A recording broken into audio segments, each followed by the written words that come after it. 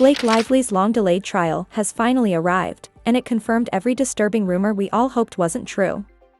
What unfolded inside that courtroom wasn't just dramatic, it was explosive, career-shattering, and at times, downright grotesque. Now that the truth is out, no PR stunt in the world can salvage what's left of her public image. The Blake Lively trial was never meant to see the light of day. It began quietly, behind tightly sealed legal doors, as a private arbitration between her team and Taylor Swift's legal counsel. Both sides had originally agreed to settle their differences discreetly, ensuring the public would never know what had truly happened behind the scenes, but that fragile arrangement imploded when Blake's camp allegedly issued a chilling threat to leak so-called private evidence involving Taylor's inner circle. This material reportedly included text messages, contracts, and other confidential communications. That single move detonated the fragile truce and triggered a full-blown legal storm. In response, Taylor Swift's team immediately tore up the confidentiality agreement, filing a formal objection and demanding a public trial. According to a leaked federal court filing from January 2020, Taylor's side flatly refused any further private mediation. Their stance was crystal clear: if Blake was going to play dirty, the battle would happen in full public view, then the entire world should watch her fall. That, according to insiders, was the unshakable mood inside Taylor Swift's legal camp. One attorney reportedly declared, "Let the world see what she's hiding." That single sentence flipped the entire tone of the case. What had begun as a private dispute was now a public trial drenched in betrayal, manipulation, and threats, but the twist that stunned everyone? It was Blake herself who had originally begged for the proceedings to remain private. Yes, the same person threatening to leak Taylor's secrets behind the scenes was pleading with the judge to keep everything sealed from public view. Her lawyers argued it was about protecting reputations, but sources close to the matter claimed Blake feared her own skeletons would come crawling out. The court ultimately sided with Taylor, locking in a public trial for 2026 against Blake's wishes. That ruling raised a damning question: if she had nothing to hide, why was she the one fighting for silence? The tension only escalated when the judge ordered Blake to finally submit her so-called explosive evidence. For months, her team had hyped up their collection, promising bombshell text chains, damning voice notes, and airtight NDAs that would supposedly prove Taylor manipulated the entire Justin Baldoni harassment scandal. But when the deadline hit, Blake's lawyers delivered a package that raised far more suspicion than it provided clarity. What arrived was a chaotic, almost laughable mess: half-redacted PDFs, screenshots missing timestamps, and a lone audio file allegedly recorded by Taylor. The problem? Forensic analysis revealed AI fingerprints all over the recording. The courtroom froze. According to a leak from a court clerk, Ms. Sandoval, not a single item passed authentication. It looked less like evidence and more like a prank submission. A digital expert hired by the court testified that 4 out of the 6 files were non-credible, either manipulated, stripped of metadata, or showing clear signs of tampering. Even the judge broke decorum, publicly rebuking Blake's legal team for a reckless violation of legal procedure and public trust. In that moment, the realization hit: Blake didn't have proof. She had a cover-up, and just like that, her courtroom disaster became headline news. The legal news site Law360RX published a brutal takedown titled, "Lively's legal bombshell just blew up in her face." The article dissected her so-called evidence line by line, exposing glaring inconsistencies, timestamps that didn't match known events, screenshots with no verifiable senders, and a voicemail riddled with digital glitch artifacts linked to AI-generated audio. Instead of exposing Taylor Swift's alleged manipulation, Blake had exposed herself as someone willing to gamble everything on forged files. Her credibility, already fragile, was now in ruins. The fallout wasn't just legal, it was deeply personal. With her attack on Taylor collapsing, Blake found herself under fire from both the courtroom and the press. Headlines questioned her motives. Was the evidence ever real? Or was the entire spectacle a desperate stunt to win public sympathy, control the narrative, and revive her career after the Baldoni scandal? Behind the scenes, allies began to vanish.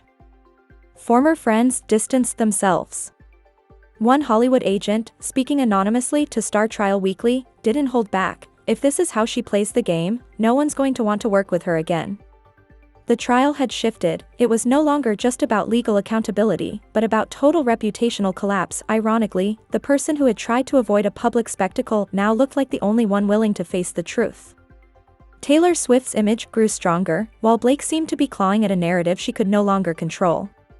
What began as a war of words had become a war of receipts, and Blake didn't have enough to win. Then, the air in the courtroom changed.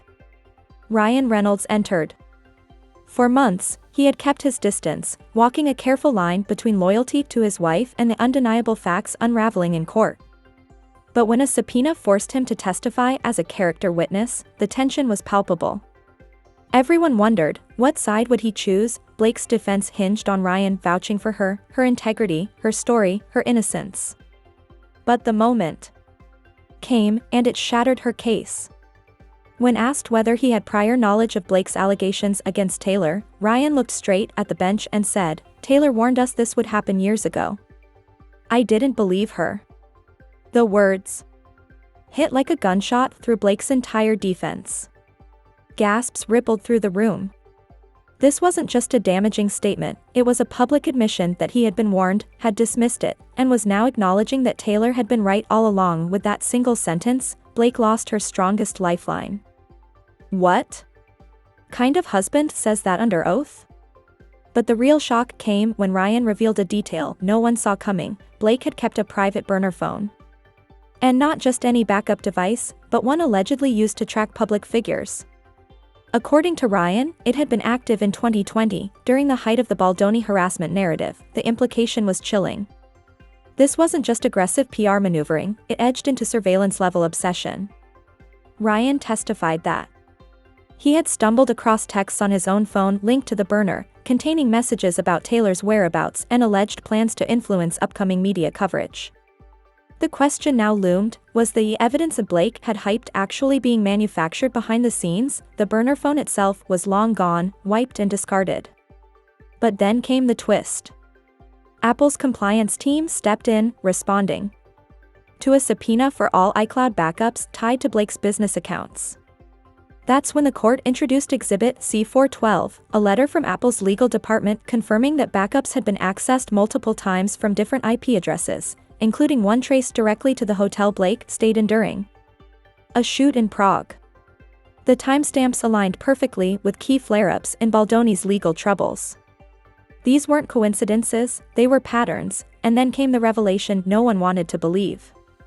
A sealed affidavit from attorney Brian Friedman, quietly submitted early in the case, was unsealed and read aloud in court.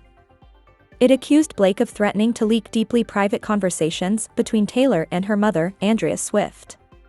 The conversations had allegedly been recorded while Andrea was battling serious health issues and Taylor was in a period of emotional burnout. The motive, according to the affidavit, was simple but sinister: pressure Taylor into settling quietly, without dragging Blake's name through the mud. This wasn't about justice. It was about blackmail and control. And now it was part of the official court record. Blake hadn't just gone after Taylor's career, she had gone after her family. A licensed court psychologist, appointed as an independent observer, was then brought in to evaluate the emotional impact of these revelations. The trial was no longer just about legal strategy. It had turned into a psychological portrait of obsession, betrayal, and the lengths one celebrity would allegedly go to keep her power intact. On the stand, the court-appointed psychologist described Blake's alleged tactics as nothing short of psychological warfare. Using a parent's private trauma as leverage, she explained, crossed every conceivable ethical boundary.